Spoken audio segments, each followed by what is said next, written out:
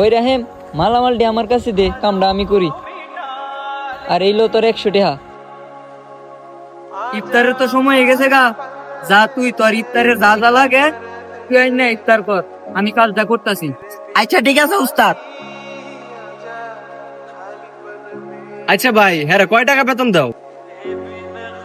এরে আমি মাসে 15,000 টাকা বেতন দিই। 15,000 টাকা বেতন দাও? রমজান মাস তো 30 দিন, প্রতিদিন যদি তুমি হ্যাঁ 100 টাকা করে দাও, তাহলে 15,000 টাকার বেতন দাও 18,000 টাকা হয়ে যায়। ভাই, প্রতিদিন যে তুমি হ্যাঁ নামাজের লাগে আর ইফতারের লাগে যে সাইরা দাও, পরে তো তোমার একলাই কাজ করা লাগে, পরে কি তোমার হ্যাঁ কাজের একটা লস হয়ে যায় না?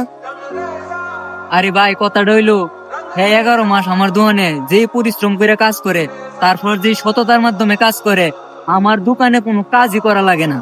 আর যদি হ্যাঁ কোনো কারণে একটু বেশি অসুস্থ হয়ে থাকা, তাও 1-2 দিনের বেশি হ্যাঁ ছুটি কাটা না। কারণ কি জানো?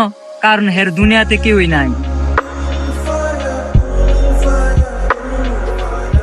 আর ছেলেটা সব সময় এই দোকানটাতে ফিরে থাকে। হ্যাঁ দোকানও থাকলে আমার কোনো টেনশনও থাকে না। আর সব সময়ের মতোই যদি হ্যাঁ এই রমজান মাসে রোজা রাখা এই আগের মতোই কাজ করে, তাইলে হের কষ্ট হয়ে যাবো না। হ্যাঁ আমার জন্য 11টা মাস কষ্ট করে কাজ করে, আমি কি হের জন্য এই একটা মাস একটু কাজ করতে পারি না? আসলে ভাই, আমি না এই বিষয়টা বুঝি নাই, আপনি আবার কিছু মনে করেন না। না, আমি আর কি মনে করবো?